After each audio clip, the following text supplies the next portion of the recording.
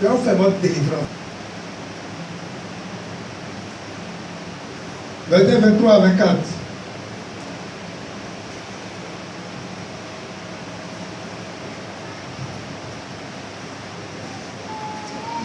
Il arrivait à Mara, pardon. Bon, je vais commencer à haut. Moïse est parti d'Israël, la mer Rouge. Israël, la mer Rouge. Il partit, il prit la direction du désert de Chour. Et après 3 journées de marche dans le désert, il ne trouvait point d'eau. Il est arrivé à Mara, mais il ne put pas boire l'eau de Mara parce qu'elle était amère. C'est pourquoi ce lieu fut appelé Mara. Le peuple murmura contre Moïse en disant: que boirons-nous? On peut t'asseoir.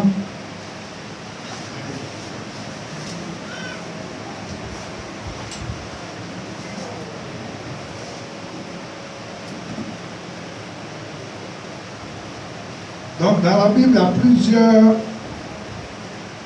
Nombre 14. On peut prendre nombre 14, on va lire. Toute l'assemblée éleva la voix et poussa des cris, et le peuple pleura pendant la nuit. Tous les enfants d'Israël murmurèrent contre Moïse et Aaron, et toute l'assemblée leur dit: que ne sommes-nous morts dans le pays d'Égypte, ou que ne sommes-nous morts dans ce désert? Pourquoi l'Éternel nous fait-il aller dans ce pays où nous tomberons par l'épée, où nos femmes et nos petits-enfants deviendront une proie?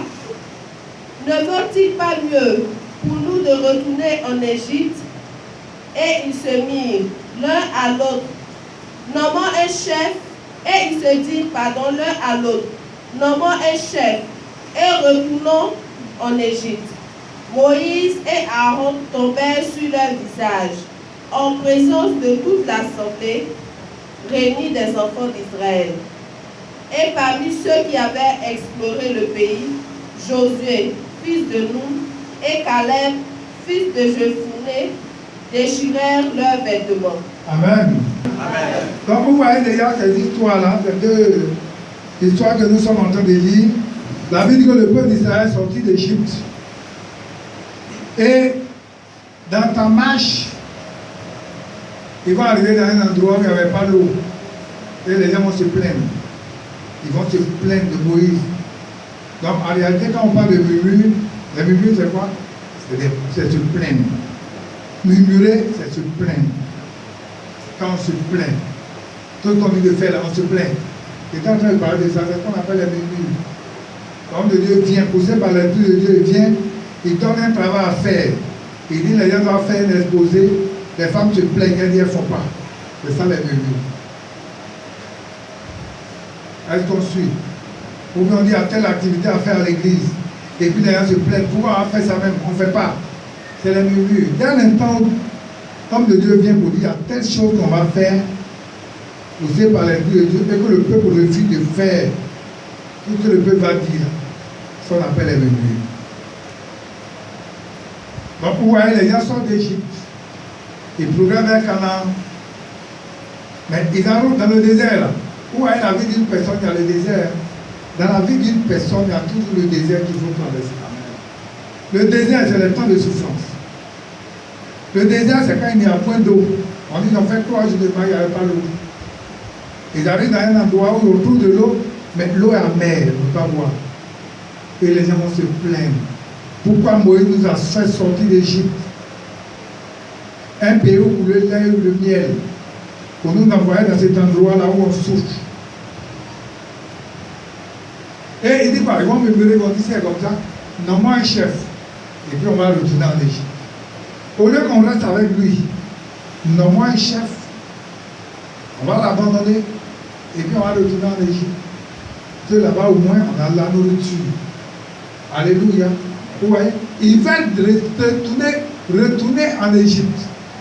Il va retourner dans le monde. Il y en a qui sont ici, hein, ils regardent le monde. Ah, moi, quand ils étaient dans le monde, vraiment, quand ils étaient dans le monde, ils sont à l'église, mais ils se plaignent de leur situation. Il y en a qui ont fait 40 ans dans le désert. Regardez l'histoire de Moïse. Je prends toujours l'histoire de Moïse. Moïse a fait 40 ans en Égypte. Dieu fait sortir de Moïse. Il le prépare. Moïse le revient pour faire sortir le peuple. Moïse a fait combien de temps dans le désert?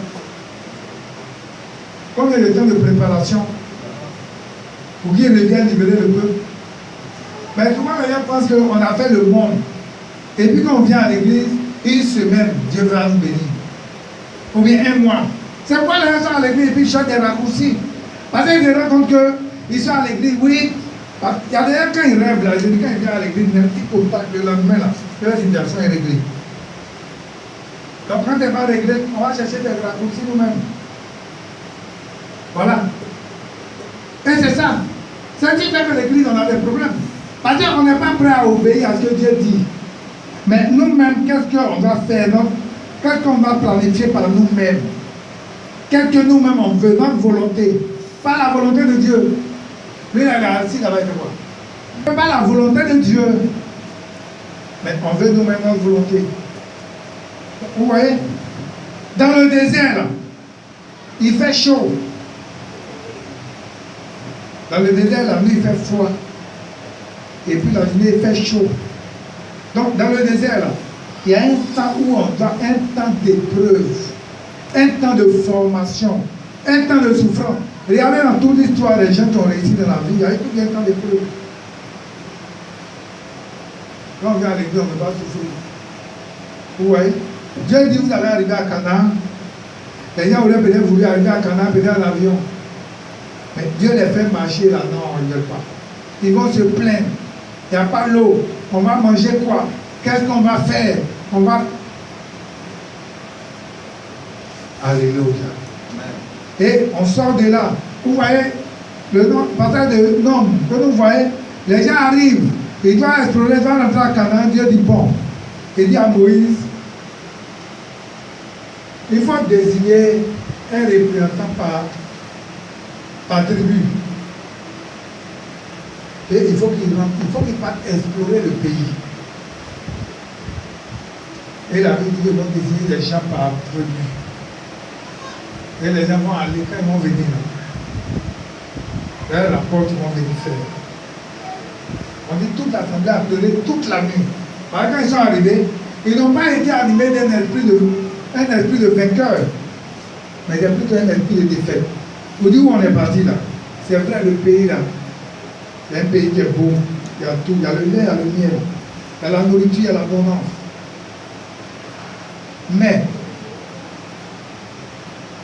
on a vu des géants. Et nous étions à leurs yeux comme des sauterelles.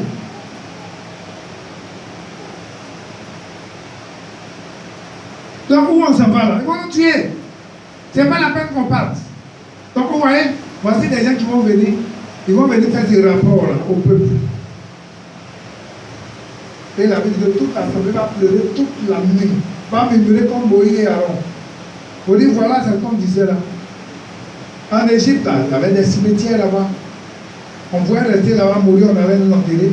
Mais pourquoi ils nous envoient en Égypte, dans le désert, pour nous faire périr dans le désert? Et on dit dans tous ceux qui sont partis, là, parmi tous ceux qui sont partis, il y avait deux personnes, Josué et Caleb. C'est les deux là qui ont fait un rapport positif. Eux, ils ont dit non. Où on allait voir, l'Éternel avec nous. C'est sûr que l'Éternel va nous faire rentrer dans ce pays, va nous faire posséder ce pays. Et on dit, les deux ont déchiré leur vêtement, ils ont dit, mais pourquoi vous faites un tel rapport? Et Dieu a pris une résolution. Dieu dit que les deux là, tous ceux qui sont sortis d'Égypte, il dit c'est les deux là qui vont arriver à Canaan. Tout le reste là, quand vous lisez la Bible, tout le reste là, ils sont tous restés dans le désert, ils ont tous péri dans le désert. Il n'y a pas un qui est rentré à Canaan, à part Jésus et Caleb. Bien aimé, c'est quoi nous devons faire très attention. Alors, les gens disent on va construire l'église. Mais pourquoi on va payer terrain même? Pourquoi on va ceci? Quand on va avoir terrain, on va construire. C'est là-bas aussi. Tu vas rester dans le désert. C'est pourquoi quand on parle aux gens, les gens pensent que c'est amusement. Ce qu'on a vécu là, rien n'est passé, c'est la parole de Dieu. Si on lit, on lui a dit encore Luc 15.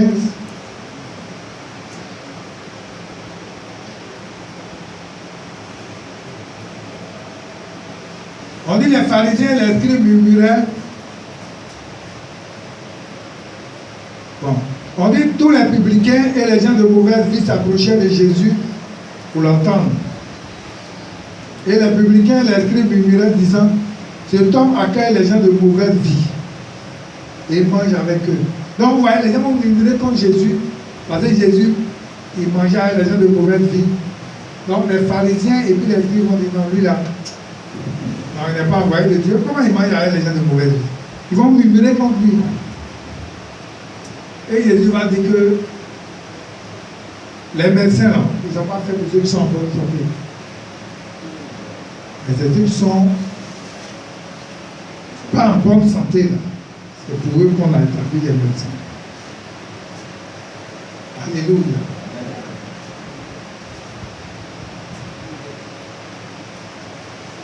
Donc, bien aimé, c'est ça. Donc, murmurer, c'est de plaindre. Pourquoi dans la Bible, là? Le murmure, c'est l'expression de l'insatisfaction. Les gens déjà disent, quand on est insatisfait, pourquoi ça? Pourquoi? On est insatisfait. L'homme là, il a un éternel insatisfait. Ou bien de l'envie. Dans les gens, on envie quelque chose. Donc quand on n'a pas ça, on va faire une domination à l'église. Pourquoi c'est pas lui? Il va murmurer. Oui. Moi, j'ai ouvert des champs missionnaires. Il a fait partie. 1 verset 10, il dit, ce patin, ça ne veut pas ici, ça veut. Être la faveur des hommes que je désire, ou bien c'est la faveur de Dieu. Est-ce que je veux là, que les gens soient d'accord avec moi pour applaudir, ou bien Dieu soit d'accord avec moi. Vous êtes en train de murmurer là. Et puis Dieu me dit ça. Vous voulez que je vienne pour vous dire matin, ah, les femmes elles sont bénies, vraiment c'est les mamies coco, on va acclamer le Seigneur pour leur vie. Moi je m'entorcherai de ça. Je viens, je vous dis que ce que vous avez fait n'est pas bien. Maintenant si vous n'êtes pas content là, ne savez plus. Paul dit, est-ce que c'est Dieu que je dois plaire à Dieu, ou bien je dois plaire aux femmes, je dois plaire aux hommes, je dois plaire à Moron n'a pas prié. Non. Tiens, faut attraper. Présente là aux femmes. Ici, on va regarder. Donc, on ne va pas faire, vous dites, il faut que non, quand il y a le break là, il faut qu'on applaudisse. Moi-même, quand je break, on applaudit. Moi-même, quand je break, on n'applaudit pas. Alors, il y a des tigres. Non, maman, où est ma vie? Elle est tombée malade. Avec mon message. Mon message l'a rendu malade, c'est pas bon. Faveur des hommes que je cherche, ou bien je veux bien vous dire oui, mon serviteur. Parce que le message transforme, ça touche les cœurs, ça doit les transformer. C'est l'objectif qu'on veut atteindre. Donc, les murmures, là, c'est l'expression de l'insatisfaction et de l'envie. Vous voyez, quand on lisait Acte 6, verset 1, on va lire.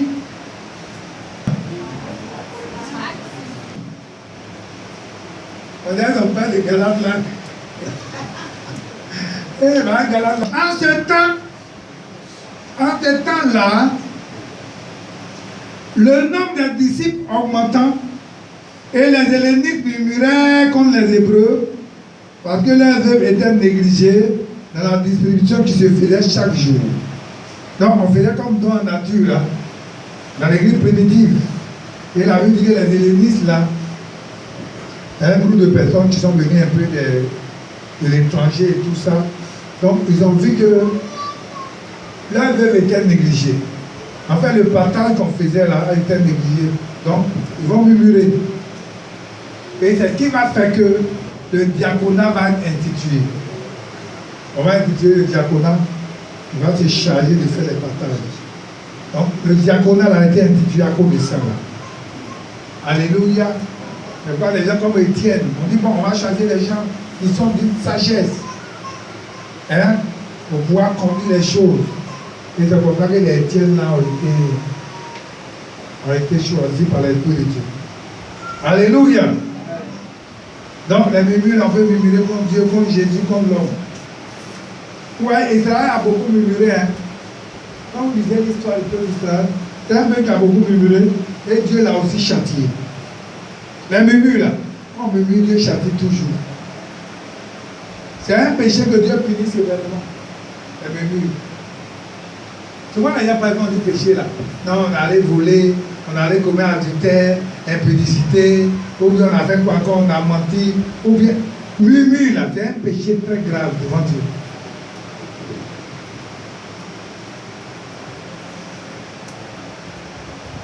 Donc, dans notre part aussi, on dit que c'est l'expression d'une révolte intérieure. C'est une révolte intérieure. On ne fait pas dans les façons apparentes. Hein. Bon, mais oui. Pourquoi même? Pourquoi même? Je disais aussi aux hommes vendredi. Vous voyez, quand on te pose quelqu'un, dit pourquoi? Pourquoi on ne fait pas? Pourquoi même? Ça, c'est les murmures. Ça veut dire que tu es en train de marcher, prendre les escaliers pour arriver à la rébellion. Il y a un précis sur la rébellion la prochaine fois. Vous allez voir que les murmures là, c'est ça qui envoie la rébellion. Les murmures vont envoyer la révolte.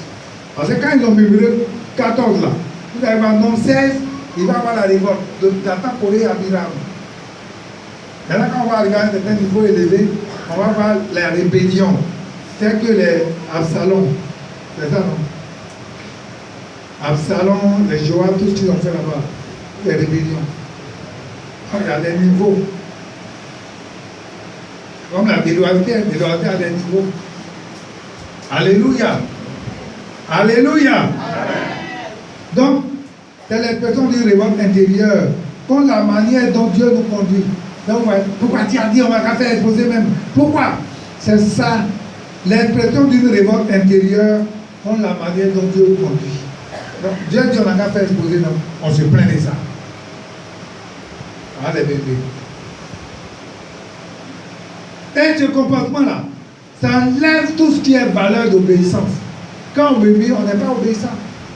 Moi, au départ, quand j'ai étudié dans la nature ici, les gens, c'est...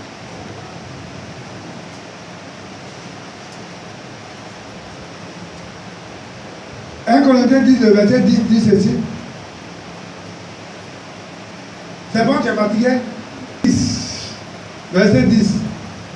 Ne murmurez point comme murmuraient quelques-uns d'eux qui périt par l'exterminateur. Ces choses leur sont arrivées pour servir d'exemple. Et elles ont été écrites pour notre instruction, à nous qui sommes parvenus à la fin des siècles. Quel est ce passage avec vous? Paul dit, tous les gens qui ont murmuré là, ils ont écrit tout ça dans la Bible. C'est pas parler des bons exemples qu'on a copiés. Des mauvais exemples.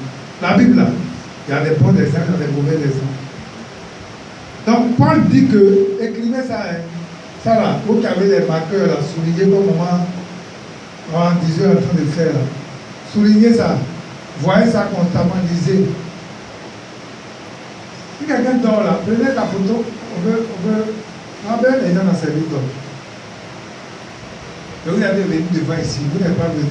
Alors qu'il dort devant ici. Donc Paul dit, il dit de murmurer comme ceux qui ont murmuré, qui ont péri dans le désert. On a écrit tout ça là pour servir d'exemple. Il ne faut pas dire qu'on est dans le temps de la grâce, même si on fait ça fait quoi. Non.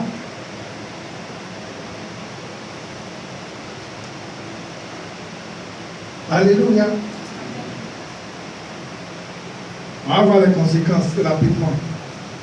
Donc 14. Quelqu'un va lire. Si moi j'ai dit, c'est pas bon. Ne croira-t-il pas à moi, malgré tous les prodiges que j'ai faits? Pourquoi il a dit tout ce que je dis. Pourquoi c'est tout dans le repas? Il y en a quand ils dorment ici, ils se réveillent le matin là. Ils pensent que c'est pareil, ils sont beaux, ou bien c'est pareil, ils sont quoi. Ils ne savent pas que c'est la grâce de Dieu.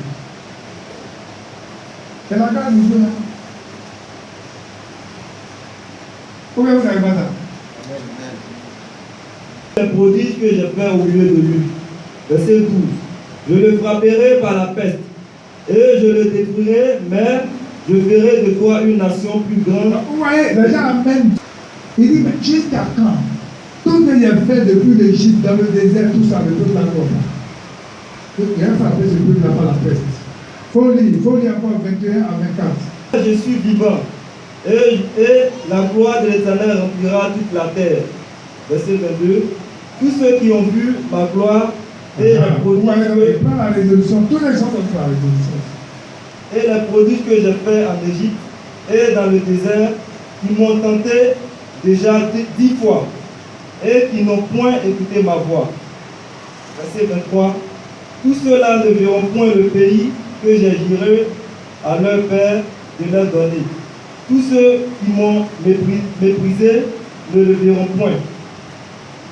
Verset 24. Et parce que mon serviteur Caleb a été animé d'un autre esprit et qu'il a pleinement suivi ma voix, je le ferai entrer dans le pays où il est allé, et ses descendants le posséderont. Verset 27. Jusqu'à quand laisserai-je cette méchante assemblée murmurer contre moi? J'ai entendu la murmure des enfants d'Israël qui murmuraient contre moi. Verset 28. Dis-leur, je suis vivant, dit l'Éternel, je vous ferai ainsi que vous avez parlé à mes oreilles. Verset 29. Vos cadavres tomberont dans ce désert. Vous tous, dont on a fait le dénombrement, en vous comptant depuis l'âge de 20 ans au-dessus, et qui avez murmuré contre moi. Verset 30. Vous n'entrez point dans le pays que j'avais juré de vous faire habiter, excepté Caleb, fils de Jephunnée, et Josué, fils de Nun. Les hommes que Moïse avait envoyés pour explorer le pays et qui, à leur retour, avaient fait murmurer contre lui toute l'assemblée en décriant le pays. Ces hommes qui avaient décrié le pays moururent, frappés d'une plaie devant l'Éternel. Vous voyez, donc, là-bas, il a frappé les gens. Donc, on fait un mauvais rapport, là, et tous sont morts. Il dit, tous ceux qui ont vu ma gloire en Égypte, il est fait passer par la mer Rouge, qui ont venu contre moi dans le désert, il dit ceux-là. À part Josué et Caleb, la première génération, quand vous lisez la Bible, on dit toute cette première génération est restée dans le désert. Dieu les a fait tourner dans le désert, ils sont tous morts. C'est Josué et Caleb. Bien aimé, je veux que vous compreniez les conséquences des murmures. Si vous avez compris les conséquences des murmures, et que vous vous reportez ce matin, et que vous ne murmurez plus, on serait à votre avantage. Mais si celui qui n'a pas compris, il veut continuer à murmurer, il peut continuer à murmurer. Mais moi, ma mission, Jésus veut dire ce matin que les murmures ont des conséquences. Alléluia. Les conséquences des murmures là, ont des conséquences. Ce n'est pas désormais. Quand on va te dire de faire quelque chose, pas de plaindre. Si on dit dans ma rue, là, dans la nature, si tu n'as pas l'argent, tu ne fais pas de commentaires. Tu n'envoies pas, mais tu ne fais pas de commentaires. Ah, pourquoi on va envoyer même? Pourquoi ceci? C'est ça qu'on appelle les murmures. On va te faire un programme d'évangélisation. Tu dis, tu ne viens pas. Et puis toi, tu fais des commentaires dessus. C'est ça les murmures. Qui tu sois, si tu ne viens pas, tu peux t'asseoir. Mais si quelqu'un t'a trouvé au quartier, vous allez le trouver là-bas pendant que le culte se passe, ne faites pas de commentaires sur le culte. Je vous en supplie. Si on est à qui dimanche, si ça ne t'intéresse pas, tu peux être en train de promener. Tu crois à quelqu'un, ne faites pas de commentaires sur le culte. Ceux qui sont ici là, qui ont envie de faire là, ils n'ont pas fait. Mais ne faites pas de commentaires dessus. Ça on appelle les murmures. Alléluia. Paul dit que ces choses-là ont été écrites pour nous, pour que ça soit de l'avertissement pour nous. Pour ne pas qu'on le tombe dans les mêmes choses, ce que nos parents ont subi. Amen. Que le Seigneur nous bénisse. Amen.